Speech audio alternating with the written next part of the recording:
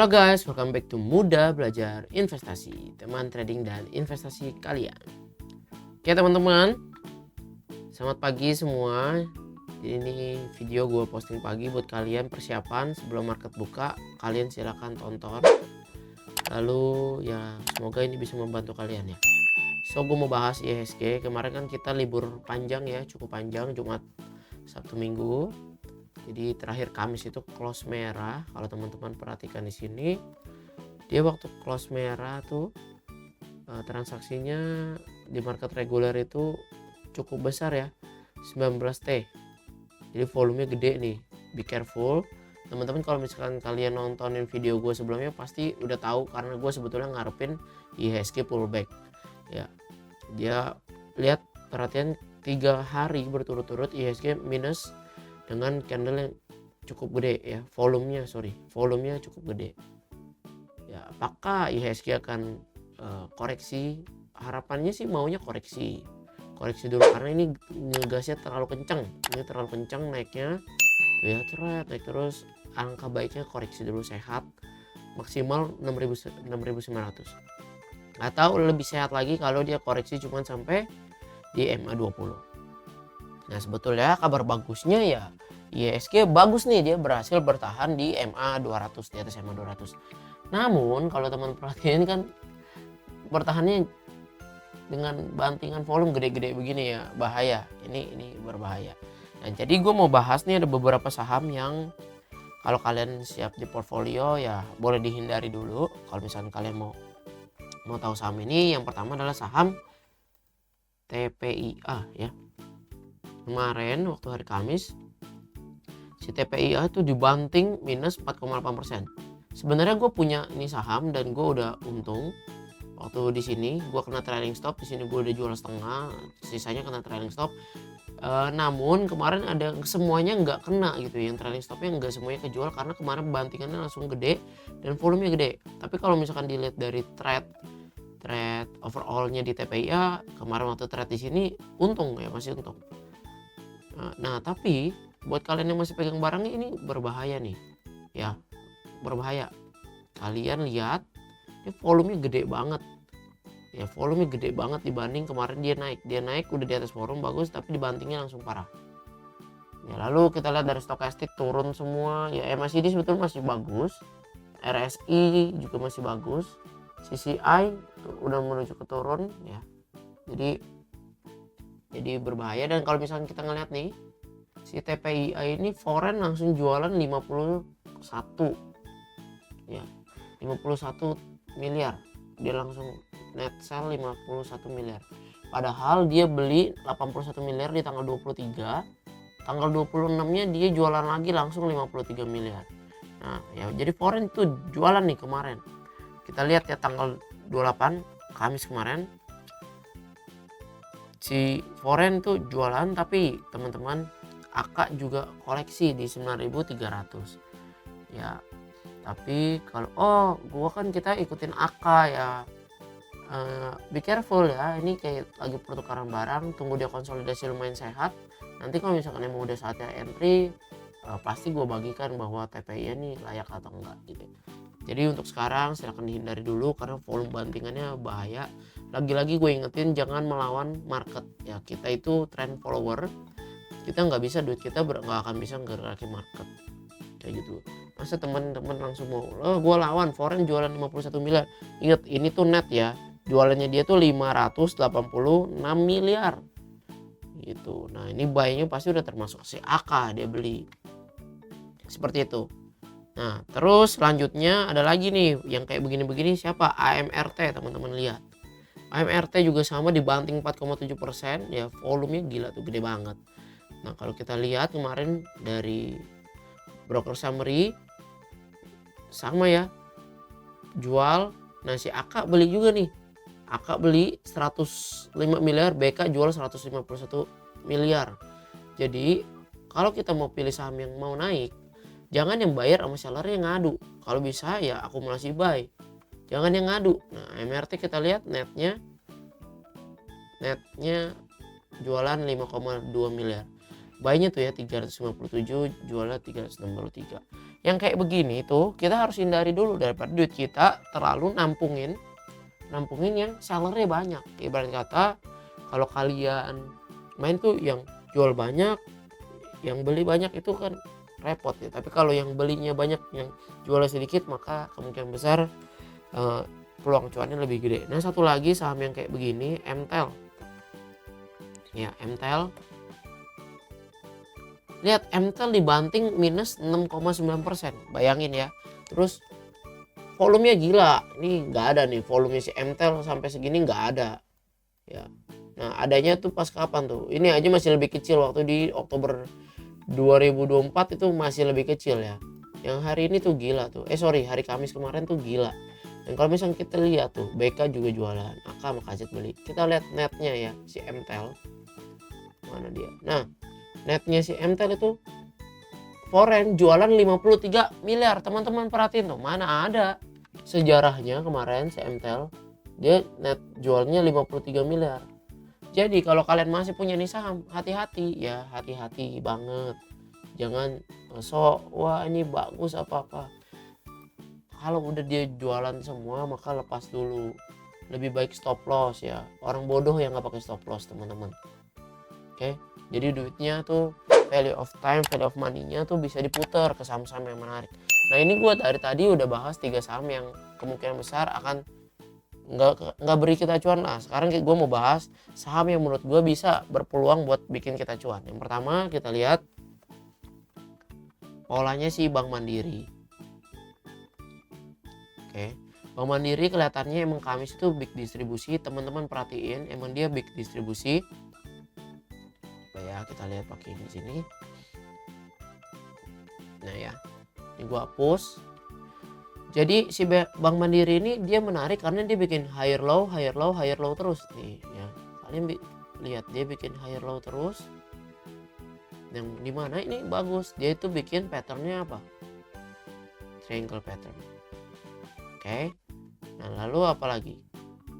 Di sini triangle patternnya di sini ya. Nah, gini oke. Dia breakout tuh, breakout dengan volume gede ya. Perhatiin dia breakout dengan volume gede. Lalu dia pullback, koreksi yang sangat bagus karena ketika dia breakout volume gede, koreksinya low volume. Oke, nah sampai sinilah. Kemarin dia big distribusi karena kemarin volume jualannya gede gitu. Dia menurun, volumenya menurun, tapi dia breakout. Ini adalah pullback yang sangat sehat. Terus artinya kapan gue boleh beli Bank Mandiri sekarang? Jawabannya adalah tergantung aliran kalian gitu. Kalau kalian tipe buy on weakness, pasti kalian beli di sini misalnya.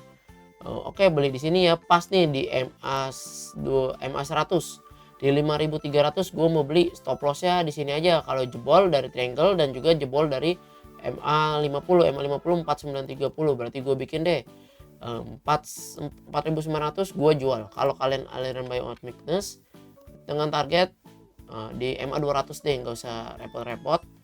Kita pakai itu. Lalu kita lihat ya pakai triangle ke resisten, targetnya kita taruh berapa sih? Nah ya kurang lebih sama ya, 15% targetnya dia. Nah tuh MA 200 ya, jadi berpeluang nih risk and rewardnya itu 1:2, 1:2,2. Kalau kalian aliran yang buy on weakness, beli langsung di 5.300 ya.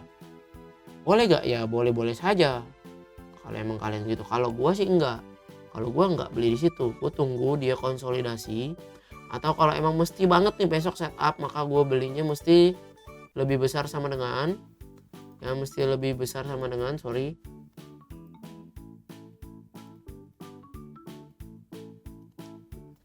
Oh ini kekunci, pantesan aja. Oke, gue mau belinya lebih besar sama dengan dari highs-nya dia. Ya di sini ya. Di lebih besar 5.450 misalnya kayak gitu. Oke, tapi stop loss ya gue nggak di sini ya. Stop loss ya gue adalah kalau dia bikin di sini. Jadi sama risk and rewardnya kurang lebih 1:2, cuma beda metode aja. Kalian terserah mau pakai metode yang kayak gimana. Kalau misalnya kita ngelihat si CCI-nya si Bank Mandiri ini bagus, ini tuh strong. Ketika dia menyentuh di atas 200 itu dia strong banget. Ya artinya kenaikannya cukup bagus. dan MACD juga masih bagus, stokastik juga lumayan cenderung turun, makanya pullback itu ya nggak apa-apa. Pullbacknya cenderung sehat karena volumenya kecil. Tapi gue nggak akan buy on weakness, kalian bisa tahu sendiri. Buat kalian yang member MBI Stock Mastery juga pasti tahu ya, MBI nggak pernah beli langsung buy on weakness, tapi pasti lebih besar sama dengan ya, karena memastikan ada momentum kenaikan. Lagi-lagi jangan lawan seller ya, jangan lawan seller. Nah, lalu berikutnya mau bahas saham satu lagi, itu Harta. HRTA. HRTA juga sama kurang lebih. Pullbacknya dia adalah low volume. Ya, low volume. Lalu dia bikin higher low. Nah, bikin metode ini. Tapi kalau dari pattern lebih suka mana? Ya pasti lebih suka Bank Mandiri lah. Reversalnya udah ketahuan ini. Kalau si Harta kan dia uptrend, tuh udah uptrend. Kalau tadi Bank Mandiri belum. Nah, dia bikin begini, kalian ada opsi lagi. Pertama tunggu dia breakout atau pas dia rebound. Ya, ini kalau misalnya kita lihat begini, target ascending triangle-nya dia misalnya di sini itu ke sini ya, 735. 735 ini adalah resistance-nya dia si HRTA. Nah, jadi saya mau belinya kapan? Terserah. Ada dua opsi. Misalnya tunggu dia highest dari sini 635, mau beli. Kalau dia lebih besar dari 640 gue mau beli. Stop lossnya simple. Kalau dia bikin lower low jual, berarti low-nya adalah 605. Kita bikin kalau low-nya 600 ya, 600 ya, error nih, 600 gue jual. Berarti stop loss 6% dengan target ke atas kalau bisa kayak gitu 15. Ini risk and reward 1/2,5. Beli 10 juta, kalau misalkan lossnya adalah berapa? 600.000, kalau cuannya kurang lebih berapa? 2 juta. 2 juta berapa tuh? 1.500.000 ya. 1.500.000 kayak gitu. Nah, tapi jangan kalian beli gue pokoknya beli 10 juta. Kalau di kita di MBI Stock Mastery rumusnya kita nggak kayak gitu. Kita ukur resikonya dia adalah 6%. 6% bagi masing-masing orang kan sangat beda. Misalkan kalian modalnya 100 juta, 6%-nya masa itu berarti gue mesti beli. Jadi udah nggak bagus kalau misalkan mesti beli 10 juta, mesti beli 5 juta. Kayaknya itu kurang bagus, karena yang paling bagusnya adalah ukur resiko kita dulu. Ya bukan tentang 6%-nya. 6% dari 100 juta kan gede, 6 juta.